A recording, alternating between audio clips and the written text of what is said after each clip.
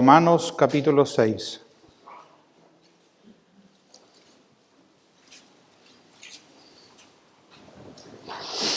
Voy a dar lectura desde el versículo 1 hasta el versículo 4. Dice así Romanos 6, 1 al 4. ¿Qué pues diremos? ¿Perseveraremos en el pecado para que la gracia abunde? En ninguna manera, porque los que hemos muerto al pecado, ¿cómo viviremos aún en él? ¿O no sabéis que todos los que hemos sido bautizados en Cristo Jesús, hemos sido bautizados en su muerte? Porque somos sepultados juntamente con él para muerte por el bautismo, a fin de que como Cristo resucitó de los muertos por la gloria del Padre, así también nosotros andemos en vida nueva. Antes de iniciar, quisiera pedirle a nuestro Dios que nos guíe en esta mañana. Padre, gracias te damos por esta mañana, gracias por tu palabra. Y te pido que tú pongas en nuestra mente aquello que tú quieres que aprendamos esta mañana. Guíanos en el transcurso de la mañana, en nombre de Cristo Jesús. Amén.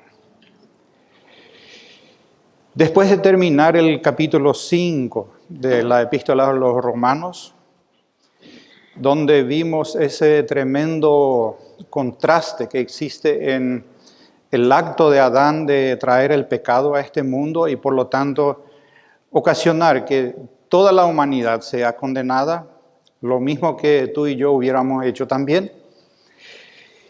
Y el acto de nuestro Señor Jesucristo, infinitamente superior a lo que Adán hizo. Hoy empezamos a ver aquello que deberíamos hacer como hijos de Dios, aquellos que creímos en el acto de Jesucristo. ¿Qué deberíamos hacer acá en la tierra? Que es lo que llamamos la santidad del creyente. Empieza a hablar de la santidad del creyente. Y es absolutamente necesario que nos aboquemos a estudiar y profundizar sobre la santidad, ya que a lo largo de la historia se ha tergiversado constantemente este asunto y a menudo se malinterpretó bastante su significado. Desde los comienzos de la iglesia hasta hoy, siempre ha habido en ella, por decirlo así, dos tipos de personas. Primero, están aquellos que se destacan por un cambio absoluto en sus vidas después de la conversión. Entre ellos, que es una lista larga, figura a la cabeza el apóstol Pablo. De perseguir a los creyentes, pasó a ser el más ferviente de los predicadores del Evangelio. Hubo en él un cambio total y radical después de su conversión. No quedó absolutamente ningún vestigio en él de su antigua manera de vivir. Y así como él, hay otros, muchos más. Pero también, en toda la iglesia, hay otros que dicen ser creyentes. Se bautizan, se congregan en alguna iglesia, pero nunca muestran un cambio verdadero en sus vidas.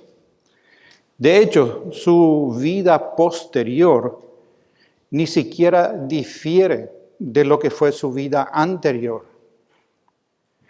Surgen entonces algunas preguntas. Sabiendo que el que se convirtió está en Cristo y tiene vida eterna, ¿qué le distingue del mundo?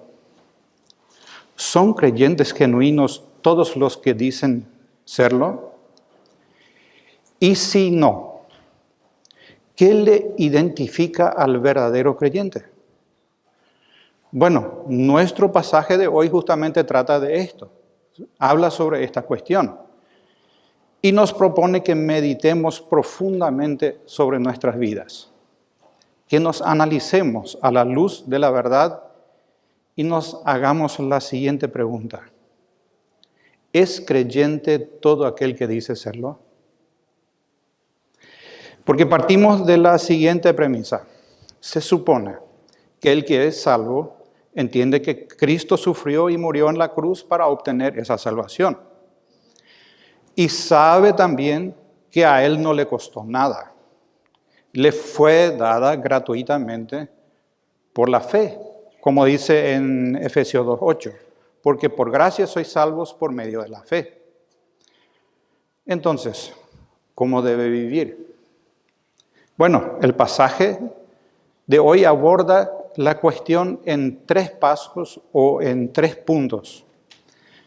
Primero, hace un planteamiento. Después, responde a ese planteamiento de manera contundente y cierra el pasaje argumentando claramente la respuesta que había dado.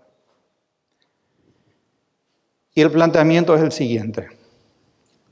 ¿La vida pecaminosa del creyente glorifica a Dios? Ese es el planteamiento. Y la respuesta contundente es no, en ninguna manera. Y el porqué de la respuesta es que el que está en Cristo se identifica con Él. Dice Romanos 6:1, ¿qué pues diremos? ¿Perseveraremos en el pecado para que la gracia abunde? Como ya dije, este versículo hace un planteamiento que quizás inconscientemente la mayoría nos habremos hecho en algún momento de nuestra vida. Expone lo siguiente: si soy salvo y no puedo perder la salvación, entonces, no importa si peco, porque Pablo escribió en el capítulo 5, versículo 20, cuando el pecado abundó, sobreabundó la gracia. Bueno, refiriéndose a la obra de Cristo. Y aparentemente plantea entonces inclusive que el pecado glorifica a Dios. Explicamos el domingo pasado ese versículo, pero como dije, es tan profundo que resulta difícil entender con nuestra mente limitada. Puede significar que es lo que plantea el versículo 1 del capítulo 6, que cuando más pecamos, más abunda la gracia, que los hombres no solamente son libres de pecar cuando se le da la gana y cuanto se le da la gana, sino inclusive deberían pecar más para que Dios se glorifique más perdonando cada vez más pecados. Porque aparentemente se puede entender que cuando más abunda el pecado, cuando los hombres más pecan, más se deleita a Dios perdonando los pecados. Y créanme, los corazones pecaminosos fácilmente se inclinan a este tipo de razonamientos. Y de hecho, hubo un caso en Rusia, cuando al finales del siglo XIX, un perverso consejero religioso llamado Rasputin aconsejaba al gobierno. Y este personaje enseñaba que se debía pecar a menudo y después arrepentirse. Bueno, un arrepentimiento como tal es totalmente falso. No puede ser nunca genuino. Pero el personaje decía que cuanto más peca el hombre, más gracia le puede dar Dios. Y que no habría que ni siquiera conformarse con ser un pecador ordinario, sino que debería cada uno tratar de llegar a ser un pecador extraordinario para que Dios se glorifique aún más perdonando sus pecados. Pues esta clase de razonamiento solo puede brotar de una mente totalmente perversa, de un corazón no arrepentido genuinamente. Y por lo visto, en todas las épocas hubo y hay personas así. Pues los judíos en aquella época inclusive le acusaban a Pablo de enseñar algo semejante. Y era necesario remarcar y dejar bien clarito lo que ya había abordado en el capítulo 3 de los Romanos, que ya estudiamos. Dice ahí en el capítulo 3, versículo 5, y si nuestra injusticia hace resaltar la justicia de Dios, ¿qué diremos? ¿Será injusto Dios que da castigo? Se dan cuenta que acá Pablo inclusive se fue más lejos. Hace como que se pone del lado del razonamiento de los judíos y presenta a Dios como injusto por castigar el pecado, siendo que Él se glorifica perdonándolo. ¿Por qué? Porque había hombres que le acusaban que Él estaba enseñando, hagamos males para que vengan bienes, unos versículos más tarde. Pues esto concuerda con el razonamiento de nuestro personaje Rasputín, que habría que pecar para que Dios derrame su gracia. Créanme, el cristiano siempre estuvo expuesto a falsos maestros, falsos creyentes.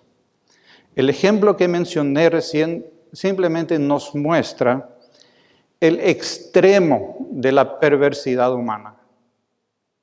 Por eso, encontrar realmente el camino correcto resulta una tarea difícil a veces.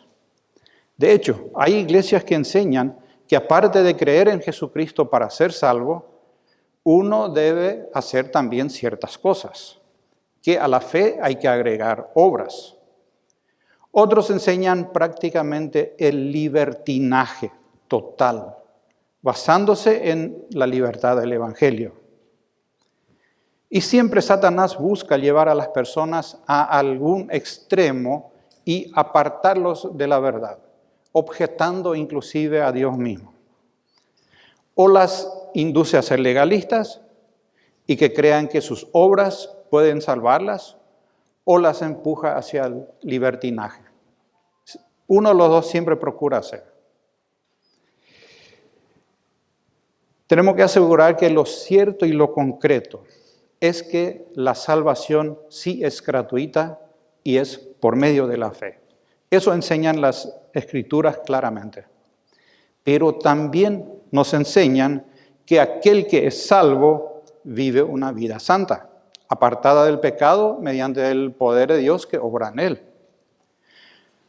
Que cuando Dios salva, una persona también la santifica, la aparta de la esclavitud del pecado. Aunque no se libera del pecado en su totalidad hasta morir o hasta que ocurra el arrebatamiento, pero sí, el pecado no va a persistir en esa persona. Por tanto, las personas que dicen ser creyentes, pero no evidencian una vida apartada del pecado, dejan dudas serias sobre su salvación. ¿Por qué? Porque sin santidad, sin estar apartado del pecado, nadie verá a Dios. Hebreos 12:14. Hoy en día se predica un evangelio de salvación muy fácil, un evangelio que no es bíblico. Las personas, según se enseña, se convierten, pero siguen con su vida anterior.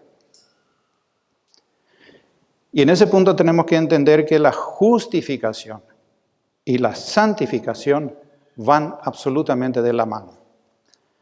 Ambas ocurren al mismo instante.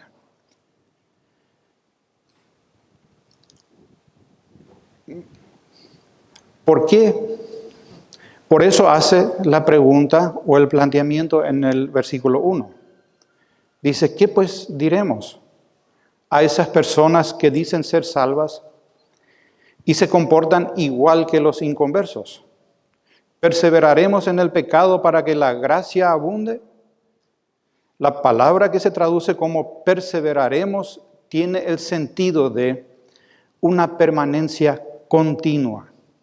Como por ejemplo, alguien que se muda de barrio, alguien que se propone a vivir otro lado, se establece y decide permanecer en ese lugar.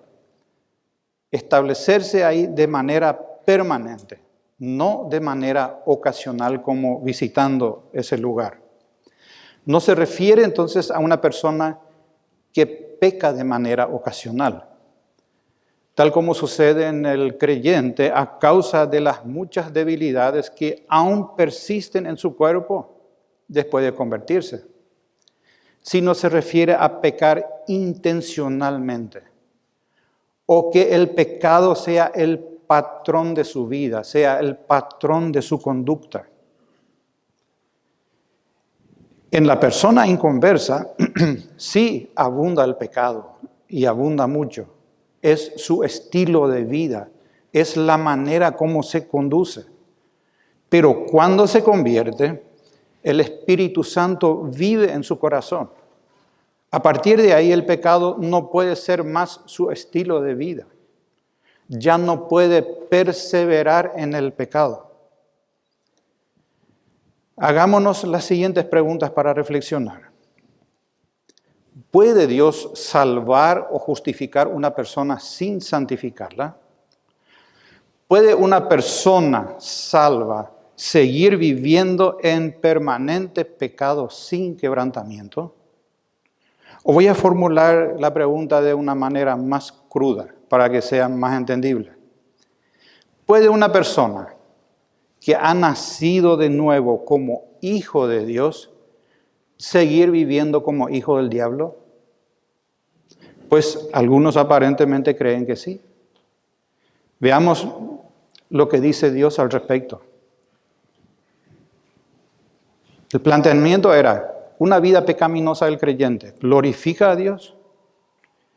Y la respuesta contundente: no, en ninguna manera. El versículo 2 dice: en ninguna manera. Porque los que hemos muerto al pecado, ¿cómo viviremos aún en él? La respuesta que tenemos aquí es contundente. Dice: en ninguna manera. Se podría decir también de manera parafraseada: esto no puede ser jamás. O con el lenguaje actual, no existe ninguna posibilidad. Es muy enérgica la expresión en el original. Hasta puede transmitir cierto enojo, porque simplemente pensar que el pecado puede llegar a agradar o glorificar a Dios es absolutamente aberrante. De hecho, Él tiene preparado un lugar de castigo eterno para los pecadores no arrepentidos. Resulta totalmente repugnante la idea de que alguien siga pecando después de convertirse, o que siga pecando para que la gracia abunde más.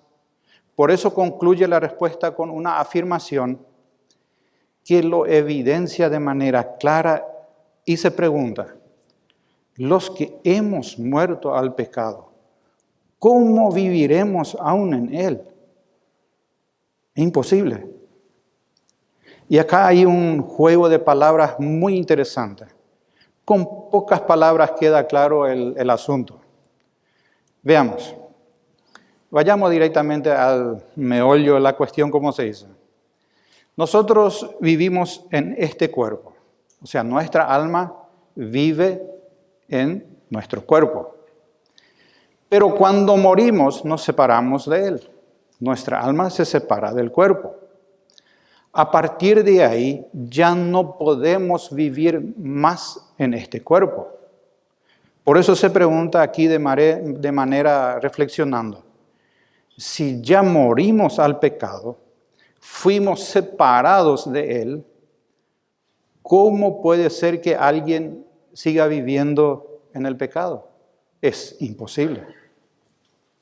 Así como el alma no puede vivir en un cuerpo muerto, el creyente regenerado no puede vivir en el pecado. Dios jamás sacrificaría a su Hijo unigénito para justificarnos y dejarnos abandonados nuevamente en aquello de lo cual nos salvó. Es contradictorio, totalmente. Tampoco, y quiero engancharnos más acá, tampoco alguien puede morir a menudo. ¿A qué me refiero? Uno muere una vez y para siempre. Yo no puedo morir al pecado hoy y después de un tiempo resucitar en el pecado, después volver a morir en el pecado, resucitar en el pecado y así sucesivamente. No puedo yo ser salvo y perder la salvación y volver a ser salvo y perder la salvación. Es totalmente contradictorio. Así como no pueden coexistir al mismo tiempo la muerte y la vida en el cuerpo humano, tampoco pueden coexistir en el dominio espiritual. Lógicamente es imposible y teológicamente también. Dice en 1 Juan 3:9, todo aquel que es nacido de Dios no practica el pecado, porque la simiente de Dios permanece en él y no puede pecar porque es nacido de Dios. Ahora, los cristianos obviamente cometemos todavía algunos pecados que cometíamos antes de convertirnos, pero ya no van a ser nuestra identidad, no va a ser nuestro estilo de vida, porque fuimos santificados, apartados del pecado. Muchas veces hablamos de la santificación como un proceso y no de algo que ocurre en un solo instante. Bueno, la verdad es ambos. Es ambos. Es un proceso y es algo que ocurre en un solo instante. Como vimos el domingo pasado, la justificación es, por un lado, una declaración legal. En el momento de ser salvos, somos declarados legalmente justos. Dios nos declara santos en Cristo. Ya no nos ve como pecadores perdidos, sino como justos, hijos suyos. Y eso ocurre en el momento mismo de la salvación. En ese instante ocurre una transformación milagrosa. Somos separados del viejo hombre y transformados en un nuevo hombre. El viejo hombre queda convertido en cadáver y como tal ya no tiene vida. Pero por otro lado, la santificación también se trata de un proceso.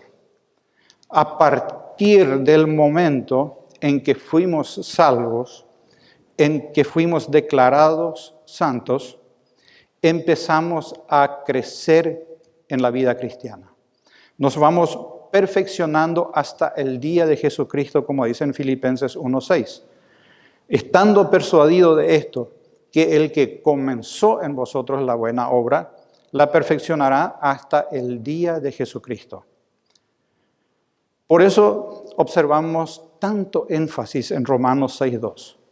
Dice, de ninguna manera, no existe la posibilidad de que alguien se convierta genuinamente en Cristo y que no sea santificado.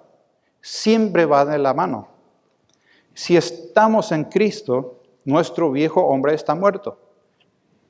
Se convirtió en cadáver. Y un cadáver no tiene vida. Pero cuando murió el viejo hombre, nació un nuevo hombre que tiene una nueva vida. Una vida agradable a Dios por medio de Jesucristo. 2 Corintios 5:17 dice, si alguno está en Cristo, nueva criatura es. Las cosas viejas pasaron, he aquí, todas son hechas nuevas. Todas. No dice un 30% y después va a ir subiendo al 50%, al 70%, así gradualmente. Todas son hechas nuevas. Escribe Donald Parnhouse en su comentario sobre Romanos lo siguiente. La santidad empieza donde la justificación termina. Y si la santidad no empieza, tenemos derecho a sospechar que la justificación nunca empezó tampoco. Entonces, si analizamos 2 Corintios 5:17, donde dice que todo ha sido hecho nuevo, y el comentario tan acertado del doctor Barnhouse, nos damos cuenta de que el que está en Cristo, el que se convirtió genuinamente, empieza a andar en novedad de vida inmediatamente. Empieza a crecer en la nueva vida. Es imposible que no crezca. Bueno, algunos crecen más rápido, otros van más despacio. Cada uno según el crecimiento que Dios le da. Pero crecen. Imposible que no crezcan. Donde existe vida, siempre hay crecimiento. No puede haber vida sin crecimiento. La vida siempre va creciendo. Y si no observamos crecimiento, es porque nunca empezó la vida. Si alguien que se declara creyente nunca crece, es motivo de preocupación para esa persona, no para los demás. Los demás oran por esa persona, pero la que se debe preocupar es esa persona que no crece. Si asiste por años a una iglesia, pero nunca mostró los frutos del Espíritu Santo, debería preocuparse seriamente. Miren, la salvación genuina no es simplemente un cambio de estado.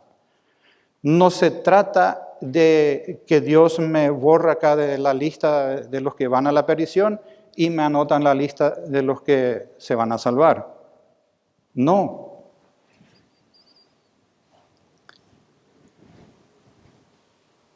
No se trata de pasar directamente de ser hijo del diablo a hijo de Dios. Bueno, de hecho eso es lo que ocurre, pero no es lo único, no es un cambio de lista. La salvación implica una transformación real y concreta. Y siempre es notoria para todos los demás. El que se convierte genuinamente no puede esconder su nueva vida. Indefectiblemente va a vivir de manera más piadosa. No puede convertirse y volver a su vida de pecado de la cual fue separado.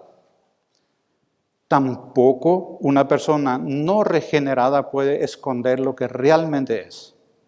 Por más que se maneje en el ámbito de la iglesia, por más que asista regularmente a la misma, por más que aprenda un lenguaje cristiano y sepa algunos versículos, sin falta alguna va a manifestar lo que realmente es.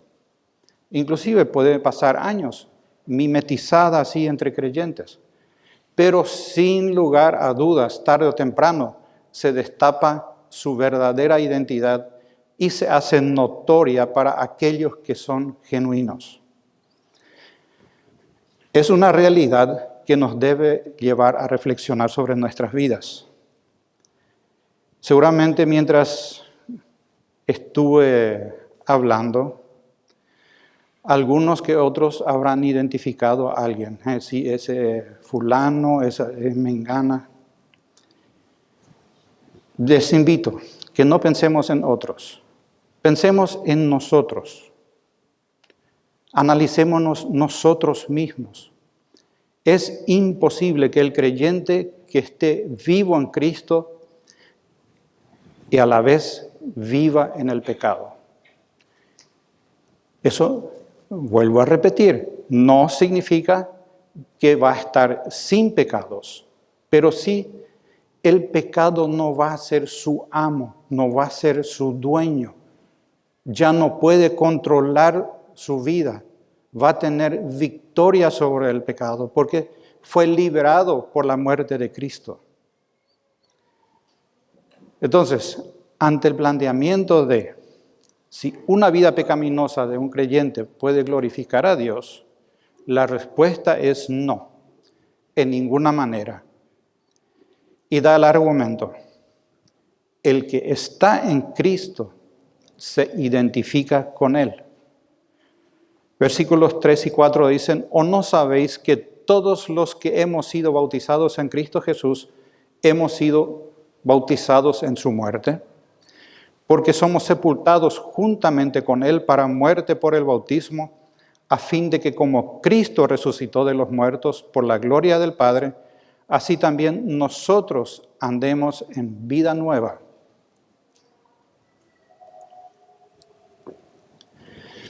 El argumento para justificar todo lo expuesto hasta aquí se basa nuevamente en dos verdades.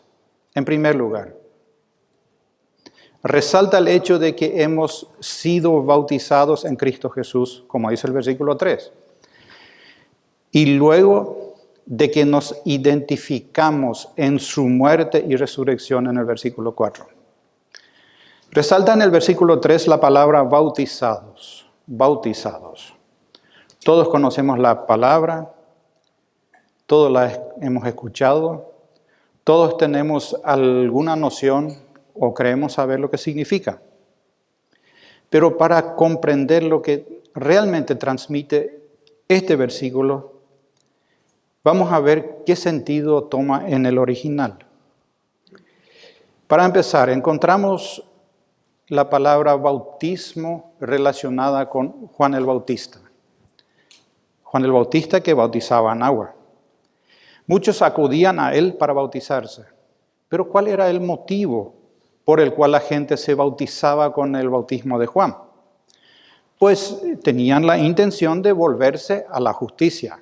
Se arrepentían de sus pecados y se purificaban simbólicamente mediante la inmersión en el agua. A partir de ahí, ellos se identificaban con el Mesías prometido y su justicia. Entonces, el bautismo era una representación simbólica de esa identificación con el Mesías. El bautizo, de donde viene la palabra bautismo, representa simbólicamente ser introducidos en un nuevo ambiente o ser unidos con algo diferente, de manera que se altere o cambie la condición anterior de la persona, según define Kenneth Wuest. Otro ejemplo tenemos en 1 Corintios 10:2. Dice, y todos en Moisés fueron bautizados en la nube y en el mar. La idea aquí es graficar que todos los israelitas se habían identificados o solidarizados con Moisés, aceptando su liderazgo y su autoridad. Estaban, por decirlo así, fusionados con Moisés. Y Moisés estaba fusionado con Dios. Pues esto nos da una idea. Nosotros de manera similar, pero infinitamente más profunda, estamos fusionados con Cristo. Hemos sido introducidos en Él. Dice el versículo 3, que hemos sido bautizados en Cristo. Nuestra condición anterior se alteró para siempre.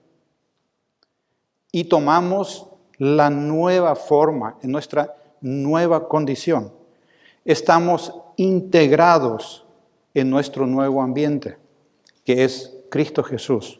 Y quiero hacer un pequeño paréntesis. Por eso también realizamos el bautismo por inmersión en el agua, porque simboliza de manera correcta el hecho de ser introducidos en un ambiente diferente, aparte de simbolizar la sepultura y resurrección con Cristo. No es el acto en sí que introduce al creyente en Cristo, sino que lo simboliza. Y es un mandato de nuestro Señor hacerlo. Varios pasajes en la Biblia lo confirman. Pero, repito, siempre como señal externa de lo que ya ocurrió internamente a nivel espiritual. Cierro el paréntesis. Aquí en nuestro pasaje se busca resaltar el hecho de que el creyente está inmerso en Cristo, está unido íntimamente con su Salvador, está fusionado con Él. Mateo 28:20, muy conocido, dice: He aquí yo estoy con vosotros todos los días hasta el fin del mundo. ¿Cómo es posible? ¿Cómo es posible que Jesucristo esté todos los días, permanentemente con nosotros? Pues porque estamos unidos a Él. Estamos fusionados con Él. Por eso permanentemente está con nosotros. En Gálatas 3:27 dice: Todos los que habéis sido bautizados en Cristo, de Cristo estáis revestidos. Cristo nos cubre totalmente. Así como el agua cubre a la persona que se sumerge en él. Por eso también los corintios fueron duramente reprendidos por su inmoralidad sexual. 1 Corintios 6:15. ¿No sabéis que vuestros cuerpos son miembros de Cristo? Quitaré pues los miembros de Cristo y los haré miembros de una ramera. De ningún modo. Pues todo esto nos pinta la realidad del creyente genuino. Él está en Cristo y no puede cohabitar con Cristo y el pecado no puede cohabitar con Cristo. ¿Por qué? Porque Cristo es Dios. Por eso en el versículo 2 dice: de manera tan enérgica y contundente, en ninguna manera. No existe posibilidad de que el pecado cohabite en Cristo. La segunda verdad sobre la cual descansa el argumento de esta respuesta del versículo 2 consiste en el hecho de que el cristiano se identifica con Jesucristo en su muerte y resurrección. Dice en la segunda parte del versículo 3 que hemos sido bautizados en su muerte. Y sigue en el versículo 4. Somos sepultados juntamente con Él para muerte por el bautismo, a fin de que como Cristo resucitó de los muertos por la gloria del Padre, así también nosotros andemos en vida nueva. Esta es una verdad demasiado profunda. Yo creo que nadie podemos llegar a comprenderla en su totalidad. Lo único que podemos hacer es maravillarnos, glorificar a Dios, alabarle y adorarle. No queda otra cosa. ¿Por qué? En el instante en que fuimos salvos, nos unimos a Cristo. Esto significa que nos solidarizamos con Él en su muerte en la cruz. Sí, allá en la cruz, donde hace aproximadamente 2000 años Cristo pagó nuestros pecados. Nos identificamos con Él ahí en la cruz.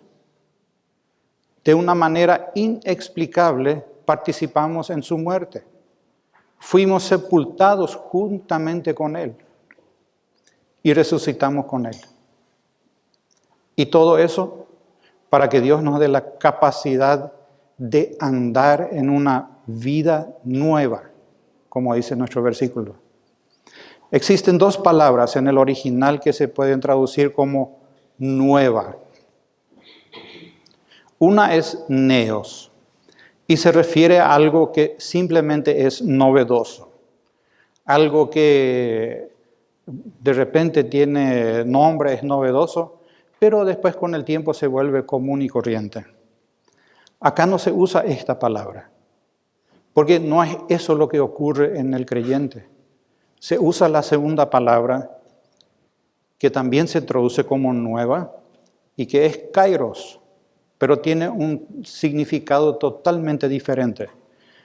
Se refiere a una nueva identidad, una cualidad diferente, a un carácter totalmente nuevo, que perdura en el tiempo, un carácter que no cambia con el correr de los años.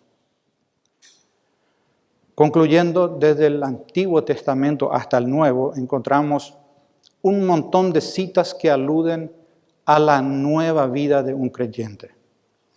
Voy a leer algunas, no hace falta que busquen.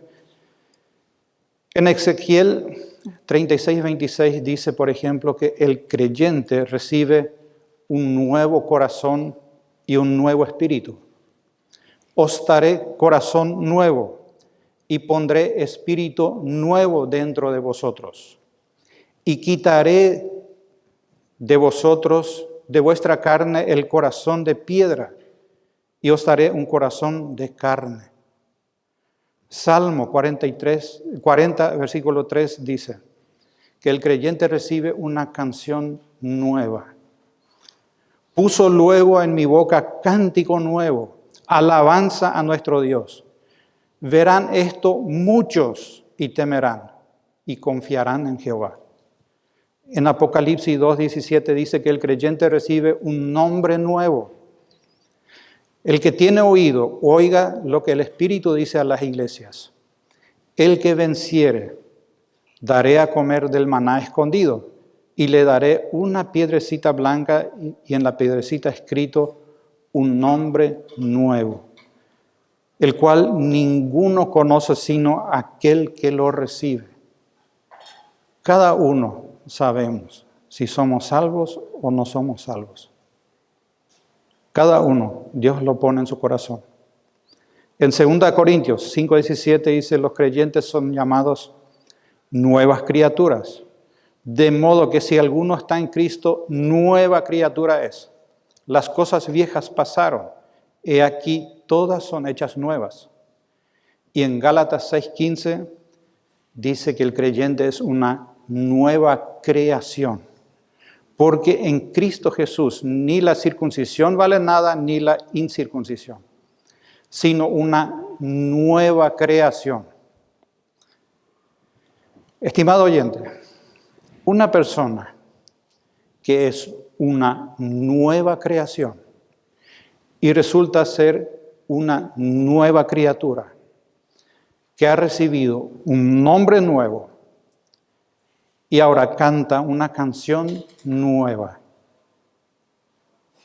que tiene un corazón y un espíritu nuevo, no puede quedar indiferente. Va a ser notable.